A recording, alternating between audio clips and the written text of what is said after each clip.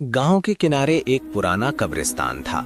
लोग कहते थे कि वहां रात में अजीब आवाजें आती हैं। कोई भी इंसान मगरिब के बाद उस रास्ते से नहीं गुजरता था। एक दिन आरिफ नाम का लड़का अपने दोस्तों से शर्त लगा बैठा कि वो रात में कब्रिस्तान होकर गुजरेगा।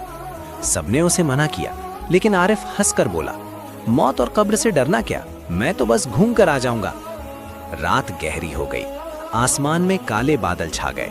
आरिफ हाथ में टॉर्च लेकर कब्रिस्तान की तरफ चल पड़ा। जैसे ही वो अंदर गया, ठंडी हवा चलने लगी। पेड़ों की टहनियां अजीब आवाज करने लगीं। अचानक उसे लगा जैसे कोई उसके पीछे चल रहा है। उसने पलटकर देखा, लेकिन वहां कोई नहीं था। उसका दिल जोर जोर से धड़कने लगा। थोड़ा आगे बढ़ा तो एक पुरानी कब्र के पास से रोने की आवाज आई। आरिफ डर गया, लेकिन फिर भी आगे बढ़ा।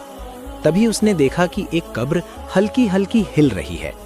आरिफ के हाथ से टॉर्च गिर गई। अंधेरा और गहरा हो गया। अचानक कब्र फट गई और अंदर से एक बूढ़ा आदमी बाहर आया। उसका चेहरा डरावना था और आंखें लाल थीं। बूढ़े ने भारी आवाज में कहा, ऐ इंसान, तू कब्र से क्यों नहीं डरता? आरिफ कांपने लगा और बोला, मैं तो बस यहां से गुजर रहा था। बूढ़ा बोला, मैं भी कभी तेरी तरह नमाज नहीं पढ़ता था, अल्लाह को भूल गया था। आज कब्र में अजाब झेल रहा हूं। ये सुनकर आरिफ की आंखों में आंसू आ गए। उसने पूछा, क्या तुम्हें माफी मिल सकती है? बूढ़ा रोते हुए बोला, अब देर हो चुकी है। मौत आने के बाद तौबा का दरवाजा बंद हो जाता है। अचानक तेज हवा चली और बूढ़ा फिर कब्र में चला गया। कब्र बंद हो गई और सब कुछ शांत हो गया। आरिफ डरते हुए भागा और सीधे मस्जिद पहुंचा। वो रोने लगा और अल्लाह से माफी मांगने लगा। उस रात के बाद उसने कभी नमाज नहीं छोड़ी और लोगों को भी कब्र और आखिरत की याद दिलाने लगा। सबक: मौत और कब्र का अजाब हक है, इसलिए हर मुसलमान को नमाज, तौबा और अच्छे काम करते रहना चाहिए, क्योंकि मौत कभी भी आ सकती है। रात का समय था। एक छोटे से गांव के किनारे पुरानी और सुनसान मस्जिद खड़ी थी। लोग कहते थे कि उस मस्जिद में जिन्नात का बसेरा है, इसलिए इशा की नमाज के बाद कोई भी वहां नहीं रुकता था। गांव में रहने वाला एक नौजवान आरिफ इन बातों पर यकीन नहीं करता था। वो हमेशा कहता, जिन्नात अल्लाह की मखलूक हैं, अगर हम नमाज पढ़ते रहें तो कोई नुकसान नहीं होगा। एक रात आरिफ ने फैसला किया कि वो मस्जिद में पूरी रात इबादत करेगा। इशा की नमाज के बाद सब लोग घर चले गए, लेकिन आरिफ वहीं बैठा कुरान पढ़ने लगा। मस्जिद में अजीब सी खामोशी थी, सिर्फ हवा की आवाज सुनाई दे रही थी।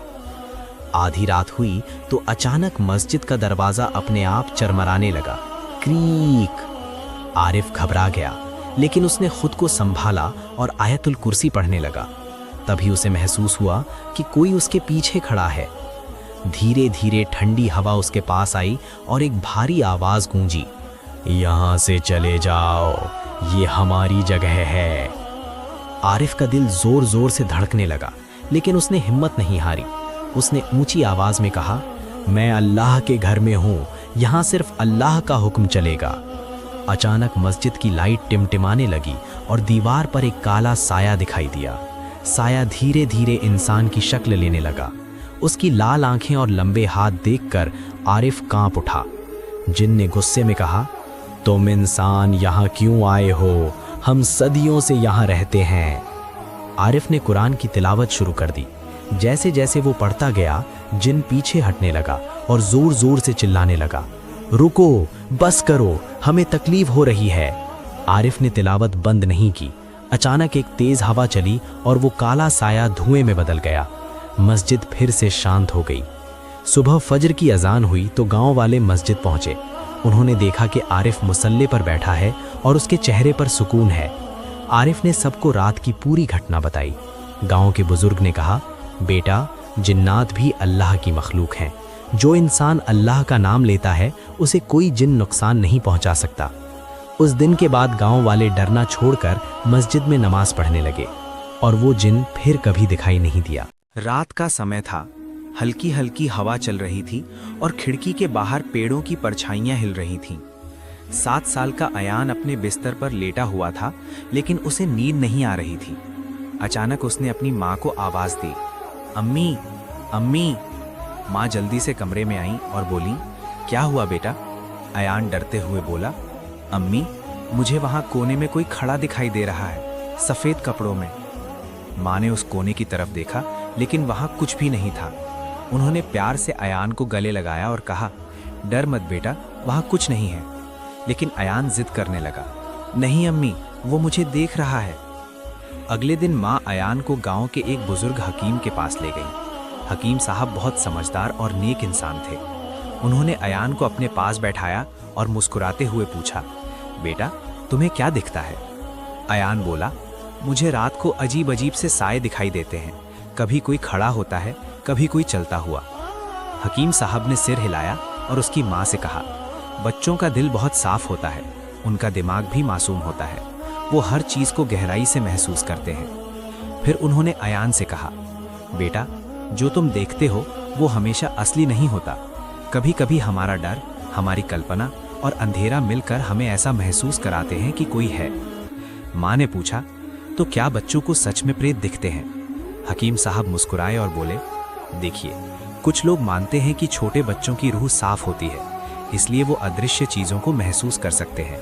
लेकिन ज़्यादातर मामलों में ये उनके डर, कहानियाँ और अंधेरे का असर होता है।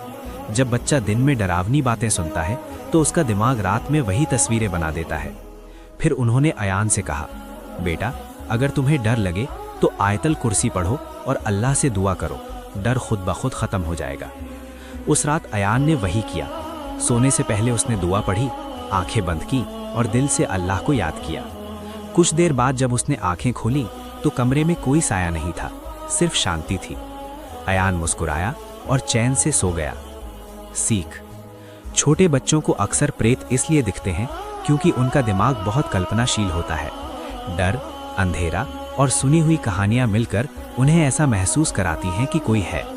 इसलिए बच्चों को डराने के बजाय उन्हें प्यार, हिम्मत और अच्छी बातें सिखानी चाहिए।